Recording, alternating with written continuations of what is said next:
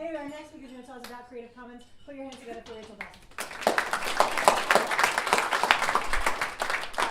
So yes, I've just remembered I've only got 8 minutes. I've spoken once before and I was thinking in the back of my mind it was 30 minutes, but luckily I speak really fast. So if you do want to call me afterwards and get the slow version or the written version, then please do so. I get a bit excited about IP. My background is a little bit in-house, a little bit government.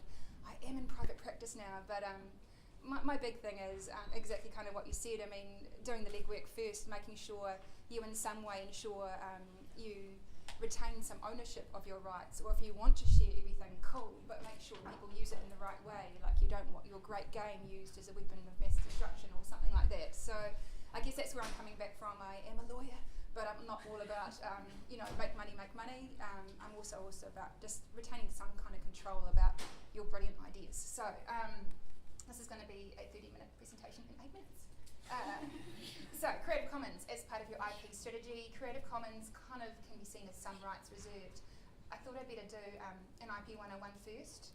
And sorry if you all know this. I think it's just handy to know how Creative Commons fit into things.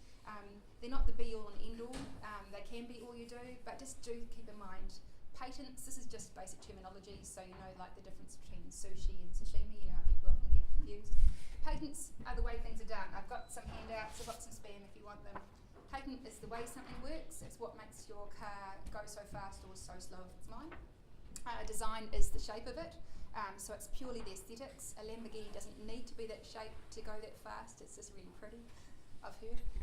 A trademark is the name of the car, or it can be a really distinctive colour, like those green taxis you see around the place. They can trademark that colour because whenever you see a taxi that colour, you know it's them. And copyright is what we're going to be focusing on today. So it's just really important to know there's more than one form of IP. Quite possibly you'll have 2 or 3 forms of IP in your cool ideas, so just consider them all when you're playing around with things. So copyright, of those different forms of IP, a patent, you only get protection with a patent if you get it registered.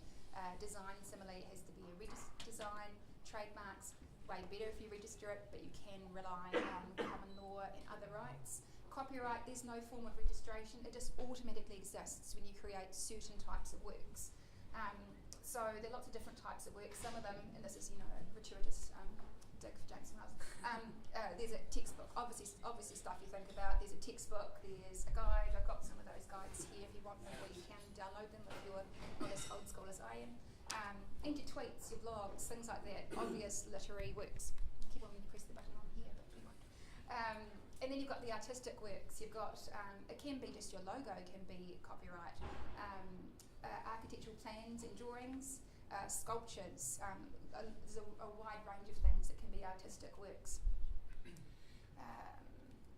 Musical works, dramatic works. I kind of thought a haka was a cheeky mixture of music and dramatic works. Dramatic works can also include screenplays. You've also got communication works now.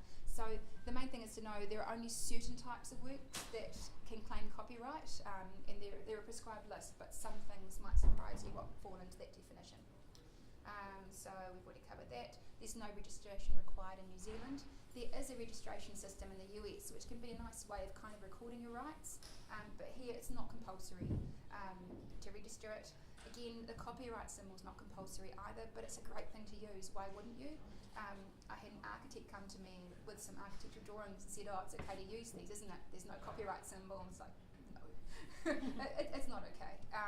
And that's why it's good to have the copyright symbol, if not to protect yourself from the dumb people, then to, and there are lots of dumb people. Or I mean, you know what I mean. There's dumb people, but there's also people who are just lazy. And if you don't mark things correctly, give them the chance to be honest. They're not lazy. I kind of call it the beware of the dog sign. If you don't have the copyright symbol up there, people are more than likely than not to rock on and steal your rights. If you do have the copyright symbol, they might stop and think and go, I wonder if they've got a Labrador or a Rottweiler. So it just makes people stop and think. Give them the chance to be honest. And when you do the copyright symbol, don't just do your name and the year, because again, how people are going to find you. Rachel Dawson is such a common name. They might go to the hockey player in the States and see if it's okay to use her cool ideas. Put your website or some kind of easy way of them to contact you. Again, this is not legal requirements, this is not written in a textbook. It's just making it easy for people to contact you and pay you money, which is nice. So the owner of copyright has, again, a range of exclusive rights, and that includes copying, publishing, communicating the work.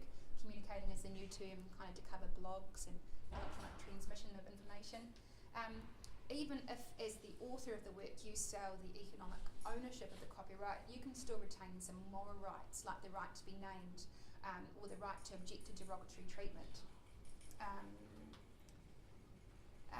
So infringement occurs if you copy all or a substantial part. An important thing to know here is size does not matter. So many people come to me, it's okay to change it by 10%, change it by 20%. Size does not matter. I can't say that often enough. It's what you take. Like if you take that one riff and everybody recognises the rest of the song from that riff, that's copyright infringement. I mean, if you changed, I'm thinking about Wrecking Ball now, but that's a whole other story, we don't have enough time.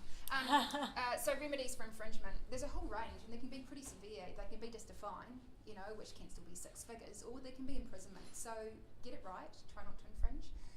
There are some defences, exceptions to copyright ownership. There's obviously fair dealing, the fact that the work you're dealing with to start off with wasn't an original work, so you can't therefore infringe it. The term of the copyright might have expired. Be careful, different countries have different terms, so check where you're dealing with things. Or it might have been drawings from an expired patent or design, and that means the copyright has also expired. Oh, this was just in case, seriously. This is the right to object to derogatory treatment, but the copyright has expired, so I think he's fine. So Creative Commons. So another defence to some using somebody's copyright work is that they've actually given you consent.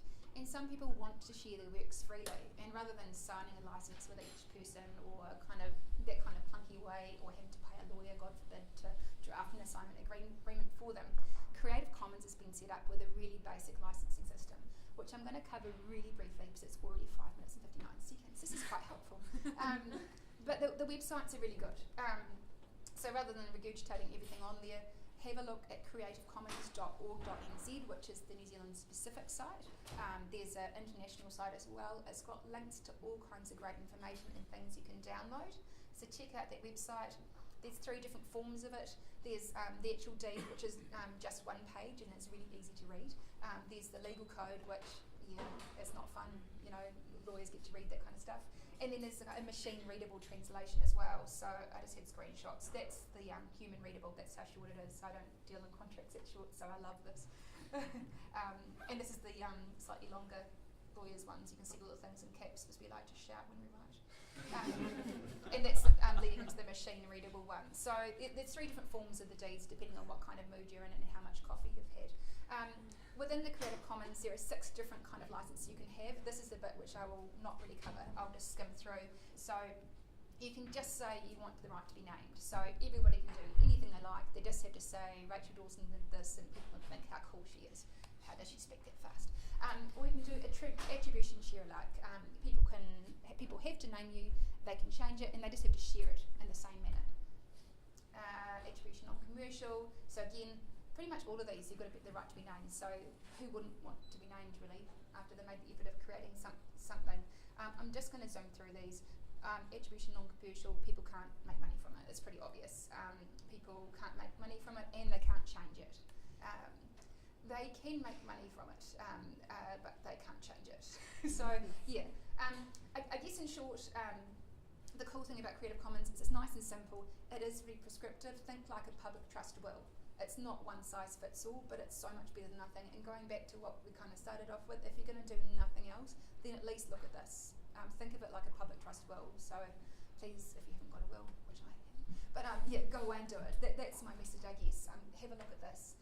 You can search for Creative Commons comment from lots of different sources. There's a website, search.creativecommons.org, which links to Google and lots of different ones, which is cool.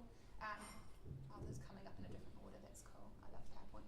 Do always check that the usage rights are correct though, because some of the images I used searched by a filter saying they're able to share and reuse, and then actually I went into the site and there was nothing saying how I could reuse it. So be careful about that. I'm going to go to the top of the slide now. Sorry, because I tried to do timing, it didn't work. There's a guide to how you kind of mark your materials so people can clearly see what your rights are on the website. There's also a way, if you saw on the earlier slide, we did read subtexts of where I got the source of the material from. There's lots of really helpful stuff on the Creative Commons website. this is the screenshot of their website where you can find lots of different CC material. And there's also Digital NZ if you want New Zealand made stuff. They've got a Creative Commons material there as well. We're only 1 minute after and I'm on the last slide. Big thing, Creative Commons doesn't exist in a vacuum. First you create your IP, then you use your Creative Commons. Make sure it can be used in tandem with other forms of IP. If you do nothing else, then please look at Creative Commons. And yeah, it is really prescriptive. It may not work for you, so in the end you may have to talk to one of us. But yeah, it's brilliant. Do check it out. It's such a brilliant initiative, I think. The end.